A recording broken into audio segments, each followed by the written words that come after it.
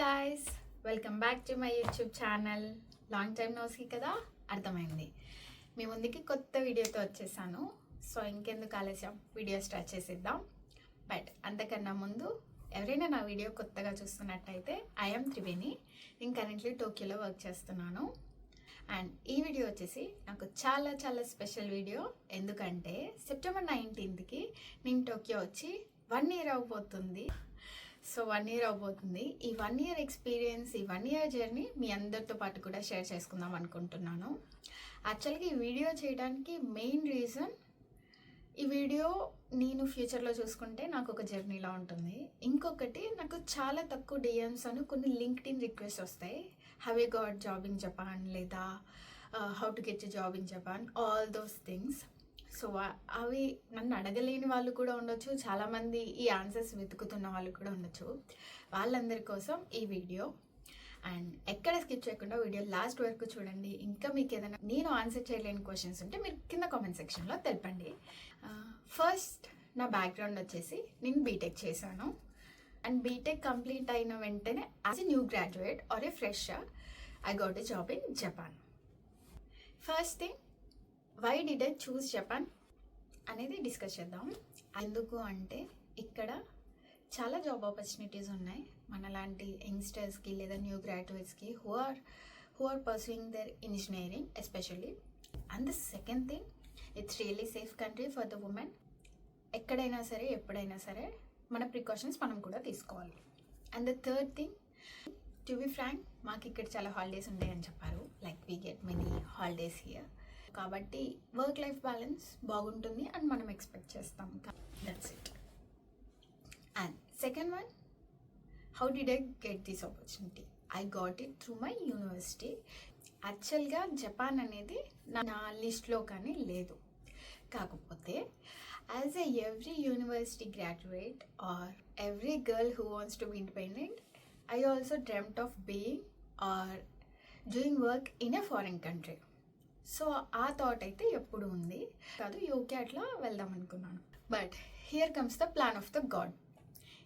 ఏంటంటే మా యూనివర్సిటీలో పీక్ ప్లేస్మెంట్ మూమెంట్లో మాకు జపనీస్ జాబ్ ఆపర్చునిటీ అనేది ఇంట్రడ్యూస్ చేశారు.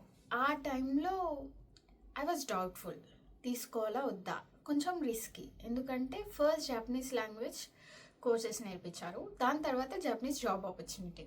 It depends on the Japanese language first. మాకు అది అర్థమైంది.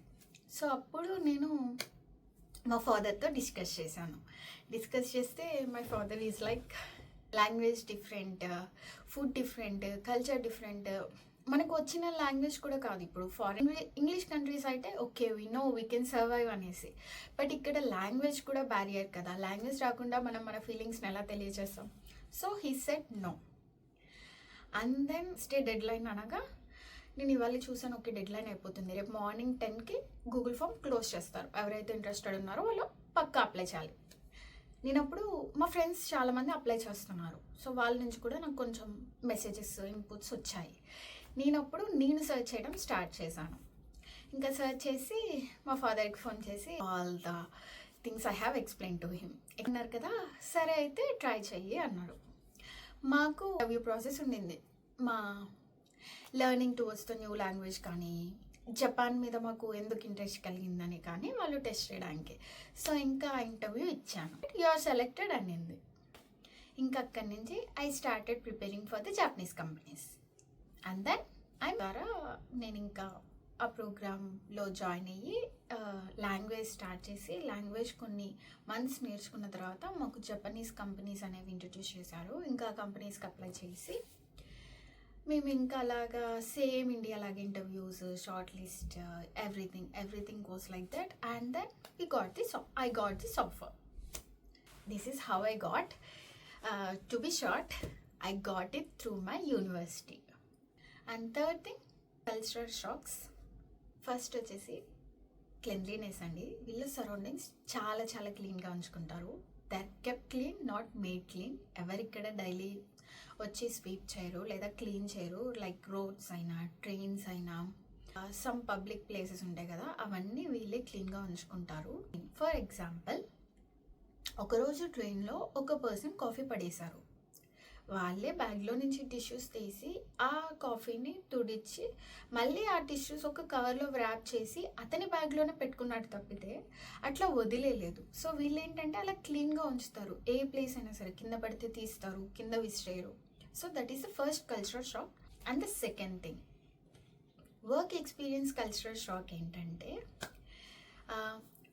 Monthly twice we will be having a team lunch with our teammates. ఆ టీమ్ లంచ్లో వాళ్ళు చాలా క్లోజ్గా మనతో మాట్లాడతారు. లైక్ మన అవుట్ సైడ్ వర్క్ లైఫ్ అయినా సరే, మన ఇండియాలో వర్క్ అయినా సరే, మన పేరెంట్స్ గురించి లేదా వాళ్ళ పర్సనల్ లైఫ్ గురించి, నాట్ కంప్లీట్లీ బట్ కొంచెం ఓపెన్ అవుతారు. But the second you enter to the office building or the second you sit in a office place, yeah, they will be like evadra nuvu, and that is the most cultural shock. Like మన ఇండియాలో అయితే మనం కొలీగ్స్తో కూడా కొంచెం మంచిగా ఉంటాం, office ఎన్విరాన్మెంట్లో కూడా మనకి ఫ్రెండ్స్ అయ్యే వాళ్ళు ఉంటారు కదా. బట్ ఇక్కడ అలా కాదు. Work is work, personal life is personal life. ఈ కల్చరల్ షాక్స్ అన్నిటితో పాటు most important, it's very expensive here. అది కల్చరల్ షాక్ అని కాదు, just shocking thing. I know that Tokyo is a expensive city, but నేను ఇంత ఉంటుందని ఎక్స్పెక్ట్ చేయలేదు. మీకు కాంటెక్స్ట్ ఎక్స్ప్లెయిన్ చేయాలంటే, నేను ఒకరోజు ఫస్ట్ టైం జపనీస్ టైలర్ షాప్కి వెళ్ళాను. నా ప్యాంట్ యొక్క వెస్ట్ టైట్ చేయించుకోవడానికి. జస్ట్ ఏముంది, ఇటొక స్టిచ్ ఇటొక స్టిచ్ మన భాషలో చెప్పాలంటే. బట్ ఆమె నాకు 5,000 ఎంతో బిల్ వేశారు. బిల్ వేయడం ఇన్ ద సెన్స్ ముందుగానే ప్రైసింగ్ చెప్పారు. I was shocked. ఆమెకి అర్థమైపోయింది, నేను కూడా షాక్ అయ్యానండి. ఆ తర్వాత do you want to proceed అంది. నేను ఇంకా వద్దని చెప్పేసి వచ్చేసాను. గాయ్స్, ఆ 5K అని పెడితే నాకు ఇంకో కొత్త ప్యాంట్ వస్తుంది. ఇట్స్ దట్ మచ్ ఎక్స్పెన్సివ్, అందుకనే షాకింగ్ అన్నాను. Fourth one, challenges faced. Of course ఒక న్యూ కంట్రీకి వస్తే మనం ఎన్నో కొన్ని ఛాలెంజెస్ అనేది ఫేస్ చేస్తాం. First thing, home sick parents, managing everything independently. అన్నీ ఉంటాయి గాయస్, అన్నీ ఉంటాయి. బట్ మనం ఒకటి డిసైడ్ అయ్యి వచ్చాక ఇవి పార్ట్ ఆఫ్ ఇట్ అనుకొని మూవ్ ఆన్ అయిపోవాలి. యా, అంతే మనం చేయాల్సింది. ఎందుకంటే మనమే స్టెప్ తీసుకొని వచ్చాం. ఐ నో ద రియాలిటీ, నాకు ముందే తెలుసు. కాబట్టి అలా జరుగుతూ సాగిపోతూ ఉంటాయి. సెకండ్ ఛాలెంజ్ వచ్చేసి లాంగ్వేజ్ బ్యారియర్. ఇప్పుడు తెలుగులో ఎక్స్ప్లెయిన్ చేసినంతగా, తెలుగులో నా ఫీలింగ్ నేను చెప్పినట్టుగా జాపనీస్ నేను ఎంత నేర్చుకున్నా సరే ఎక్కడో ఒక చోట నేను కొంచెం ల్యాక్ అవుతూ ఉంటాను. సో అది ఇప్పటికీ నేను ఫేస్ చేస్తున్నాను. And I'm still in the learning process. So hoping to get better and we will learn together. And third thing వచ్చేసి ఫుడ్. చాలామందికి జపనీస్ ఫుడ్ అంటే చాలా ఇష్టం. లైక్ టూరిస్ట్ కానీ ఎవరైనా ఈ కంట్రీ కొత్తగా వచ్చేవాళ్ళు చాలా ట్రై చేయాలనుకుంటారు ఇక్కడికి వచ్చాక.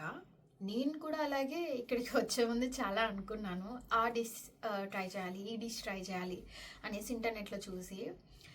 బట్ ఇక్కడికి వచ్చాక రియాలిటీ అనేది డిఫరెంట్గా ఉండింది. నేను ఇక్కడికి వచ్చాక ఎప్పుడైతే టేస్ట్ చేశానో పర్సనల్గా నాకు పర్లేదు. I could not digest or something happen and నాకు ఈ ఫుడ్ పర్లేదు. So everyday I need to cook like three meals a day, which is little difficult to manage everything.